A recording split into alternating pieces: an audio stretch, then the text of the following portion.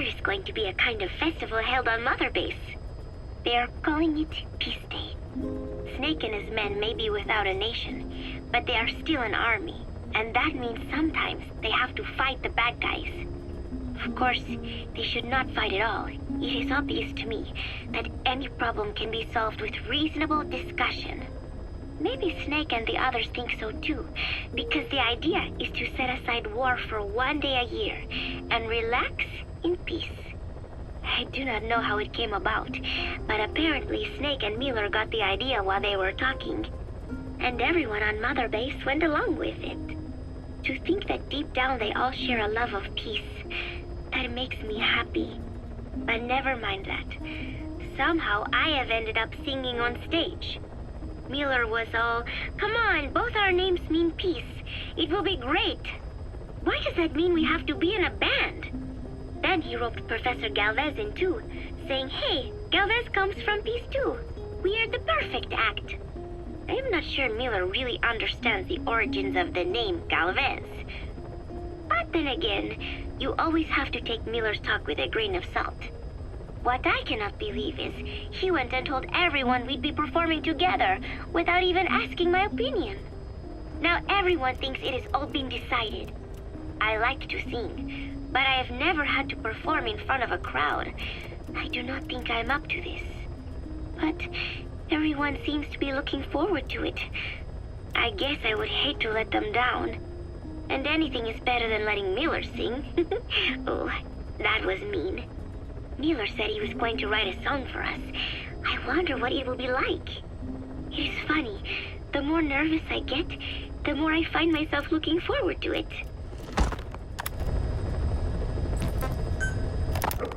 The whole base is busy getting ready for Peace Day. Miller has finished writing his song, so I went with Professor Galvez to listen to it. Miller was really into it, humming away as he played the song on his acoustic guitar. But the song melody did not match up with the guitar chords at all, and it sounded more like a mess than music. Miller's very enthusiastic, but I think he's tone deaf. I guess the guitar backing sounded good at least. But as I was wondering how to break it to Miller, Professor Galvez took out an odd instrument. It was just two antennas sticking out of a box, more like a radio than a musical instrument. He said it was invented by the Soviets, but why would Professor Galvez own a Soviet-Russian instrument? I asked him, and he told me music has no borders. Well, I cannot argue with that. Good music is something people of any nation can appreciate. Why not abandon war and just make music together? But anyway, the professor offered to try playing the melody on his instrument in time with Miller's guitar.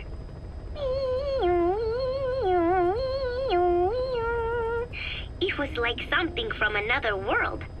But somehow, it fit Miller's guitar backing really well. It even gave the song a charming, down-home kind of feeling. Miller was overjoyed. "That is it! That is my melody right there," he said. It sounded totally different from when he sang it. But hearing the professor's version, I thought I could probably sing it. Then Miller hit me with the next bombshell. "Paz, you write the lyrics." I did not know whether to scream or to run out of the room. There was only 1 week left until Peace Day.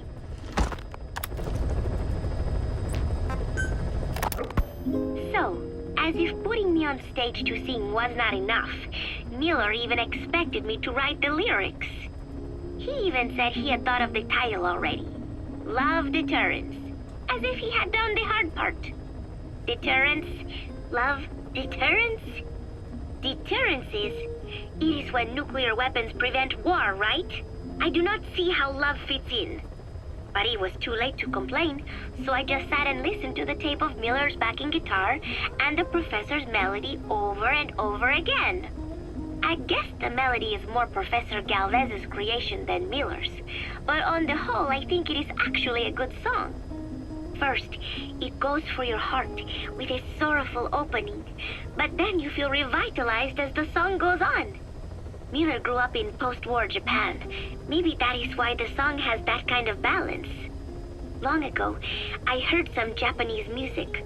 called Enka, I think. It sounded this way, but I wonder why it has to sound sad in the first place. Miller called it love deterrence. Doesn't that mean he had a love song in mind? All I see of Miller and women is the way he fools around with a lot of them at once. But maybe he has had his heart broken too. And what about me? I found myself thinking about Chico and Snake as well. I know Chico has a crush on me, so naturally he should come to mind. But why Snake? He saved me, and I feel indebted to him. But I thought that was all he meant to me. Why does my heart flutter when I think of him? It is embarrassing to be unable to control this emotion. There has to be a way to suppress it, to forget it. But maybe that is what love deterrence is. With that thought in mind, I went to my desk and began to write and write. Just 3 days left until Peace Day. I finally had a decent draft of the lyrics, so I showed them to Professor Galvez first.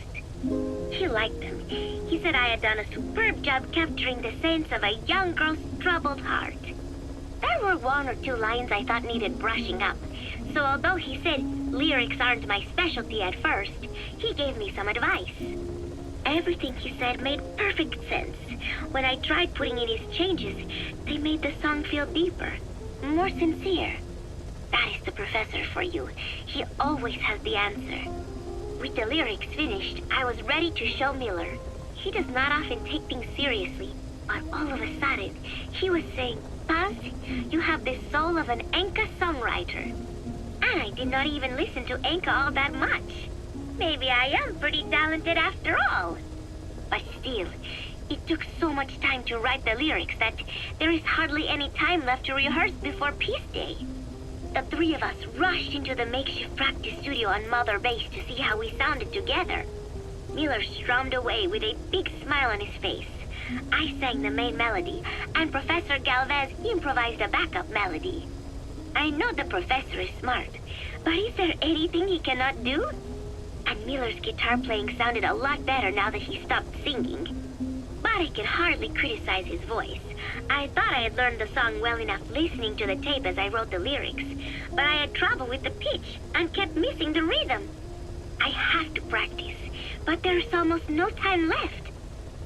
It is just 3 days until Peace Day. Wait, I thought there were 3 days left before. I went and checked today's date with Miller and the professor. The date has not changed. It is the same day. Something is strange. Am I reliving the same day?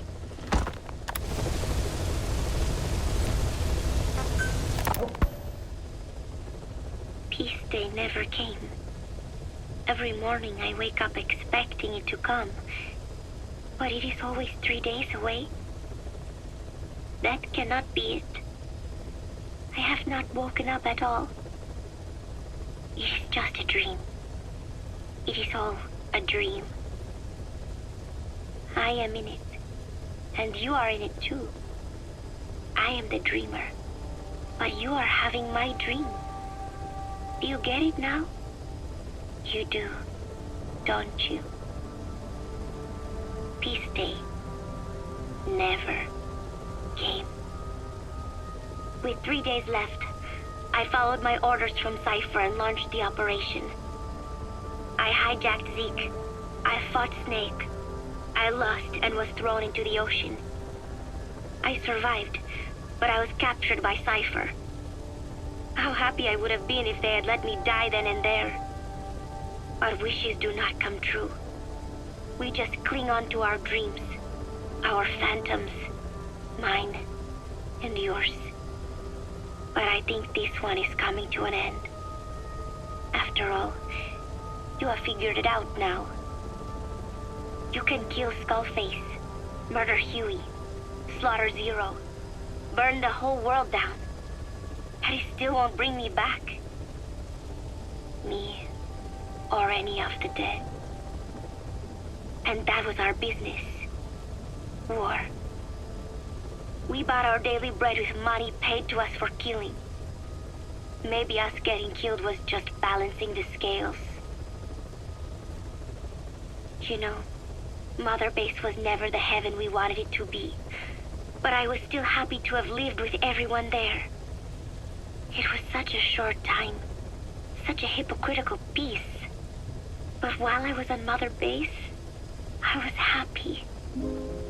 So, I hope I am not the only one who looks back on those days with happiness. There is more to remember than hatred and rage. But of course, this is you thinking that I should think that. It is no mystery now. I am just a phantom, a fragment of the mind you have lost.